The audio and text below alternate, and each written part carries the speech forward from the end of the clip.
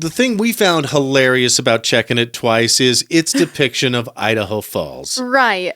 Like, whoever decided to put it here has clearly never been here. Mm-hmm. You know, I don't know. The thing is, I don't understand why they chose Idaho Falls in particular for this. Yeah, they certainly just weren't interested in realism. Right. The movie starts with them flying into Idaho Falls, and apparently our airport is right next to some mountains. And it's super bougie. Little bougie, yeah. Yeah.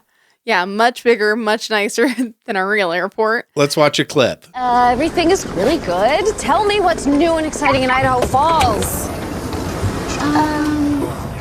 We got a new water treatment plant. Wow. That sounds important. And also, I love how at one point in the movie, she's talking about leaving on a dime, and she's just planning to catch a plane out like the next day. And it's like, oh, honey, no, that's not how that works here. Our planes only go to certain places on certain days. And if you don't happen to be going there at the right time, you're not going to get you're not going to be able to get that ticket. Yeah, at the Christmas season. Yeah. Although we do have a direct to Denver now, don't we? Yes, yeah. Or at least we're going to be getting that. Or something. Something. Yeah, and we've got that big renovation that's happening, so that's cool. Right. But yeah, a lot of differences. They did make our town seem bougier than it actually is. Yeah. Which I guess I don't mind. I don't mind it. But also, it didn't feel like Idaho Falls at all. Like, there was no quaintness to it, I don't think. Yeah. You know, and also, it didn't, it felt more like Boise or it felt more Eastern than Western to me. Mm-hmm. You know? Not only that, but also the main guy in it is part of our huge hockey team. Apparently we're massive hockey heads over here. And we've got this big stadium, which now we do with the Mountain America Center. But this one's exclusively a hockey stadium and nothing else, you know, to the point where they've got a team, which we finally do. But also the Spud Kings are relatively new. Right. Just a few years. Right. And the big difference that I just had to chuckle, it's the Fighting Trout in this movie. Our hockey team is called the Fighting Trout. Uh-huh. According to the Hallmark channel. Yeah, which realistically is not more ridiculous than the Spud Kings. Yeah. I mean, here's the thing. You're not wrong. I like it. I like the kitschiness and how random and weird it is. You know, I think it's fun. The writing actually wasn't that bad. I would love to see a Hallmark Channel Christmas movie acted by, you know, the best. Right. Have Tom Hanks in it. Yeah. Same script. Yeah. And then just redo it and see. Yeah, I actually would like that too. Assistant Coach Gus, how you doing? My ankle still hurts. My girlfriend broke up with me and I'm playing hockey in Idaho Lake. Idaho Falls. Idaho Lake's about 20 miles up the road. There were a couple of things in it that just didn't feel very Idaho Falls. It didn't feel like the people who said it there had ever been here before. And yeah, just much bougier than we are. Yeah, and I wonder if they wanted to set some sort of magical sort of stage. Right. Maybe they did come and scout Idaho. Maybe they needed the name of a small town. Right. To take place in the real world. But they came and scouted Idaho Falls and went, yeah, no, there's no way we can shoot this and have it be up to the Hallmark Channel Christmas movie standard. Sure. And I get that they might have to change the set somewhere and not do it in the actual location. Yeah. But it didn't even feel remotely like it. No, there were no external shots of Idaho Falls whatsoever. None.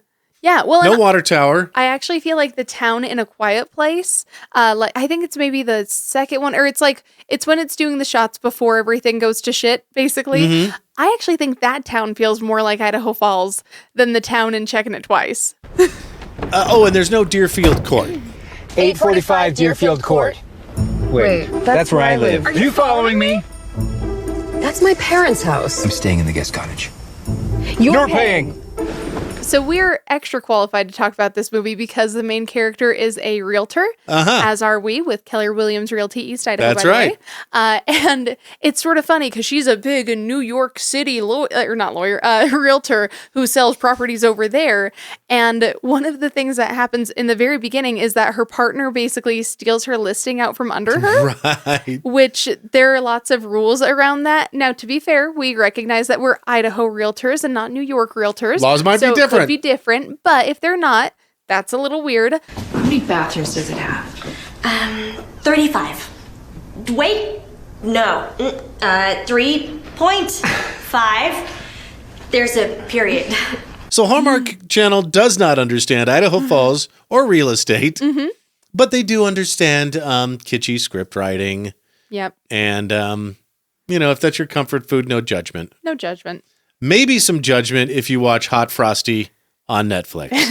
Why in the hell did we watch that? Who told you about it? How did it get on your radar? Okay, the only reason I watched it is because I saw something on the internet that could be totally false, by the way, that said that it had the same Rotten Tomatoes score as The Godfather. And here's the thing. I knew it was going to be terrible. I didn't walk into it thinking it would be nearly as good as The Godfather, but I wanted to see, I guess, how far our standards have fallen that this could get the same score. Right. Yeah. So it really is Netflix doing a Hallmark Channel Christmas movie. Absolutely. With the two main characters, Lacey Chabert, voice of Meg, season 1 of Family Guy. Also Gretchen Wieners from Mean Girls. You may know her from that. Mm-hmm. Not another teen movie. And then the male love interest, Hot Frosty, the snowman that is brought to life, spoiler alert, by a scarf around his neck, is the vet in Schitt's Creek. Yes. Uh-huh. Yeah, that handsome dude. Yeah. Which he's got long hair? Yeah. Okay, I'm just going to say it. I don't know how hot he is. I think he's kind of weird looking. Oh, okay. I don't think he's not attractive, but I think he's a certain kind of attractive, which I wouldn't call hot per se. More like he's great for someone else. Yeah. For my best friend. Exactly. Okay, for example, I think that basically anyone can agree that Chris Hemsworth is considered objectively hot. Yeah. Yeah. Even Jason if Momoa. Yeah, even if he's not your type, you can look at him and say, clearly he's hot. Uh-huh. This guy, not so much. Well, and that's why he's starring in a Netflix ripoff of a Hallmark Channel Christmas movie. Right. But it was just ridiculous. I mean, obviously you have to suspend disbelief. Yes. And believe in the magic of love and Christmas altogether. Yes. And small towns. That a snowman would come to life. Yeah. And become a real boy. I mean, yeah, to spoil it for you. Okay, and realistically, this movie can only end one of two ways. And we know which way it's going to end because otherwise it would be a bummer. Right. But either he melts or turns back into a snowman in some way. I'm melting. Yeah. Melting. Or he somehow becomes a real boy. And I think that ethically... Can you guess which one is going to happen? Well, and I was going to say, I think for them to ethically bone, he has to become a real boy. But also, how do you go about getting a social security number for a snowman made into a real man? Right. They don't cover that. All the real world stuff. Okay, that's the other thing, too. At one point, he gets a job at a school as if background checks aren't a thing for anyone who works in the school system. Right. You're telling me that this guy who doesn't even have a social security number is able to not just work at the school, but work around the kids well enough that the kids get to know him and decide that they like him? Absolutely not. I'm still thinking of the frozen bajingo that she would melt his cockles. Yeah, warm his cockles a little too much, if you know what I'm saying. Okay. Anyway, it was a weird movie.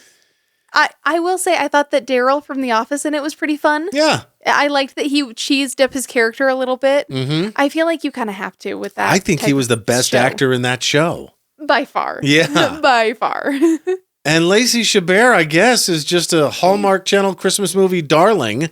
Yes. Even though this was not one. This is a Netflix one. Right. But she's in 20 of them or something insane. How wild is that? Yeah. But you know what? If they pay the bills, who cares? Right. Yeah, exactly. Honestly, I would be in 100 cheesy movies if it meant that I could act for a living, because that doesn't seem so bad.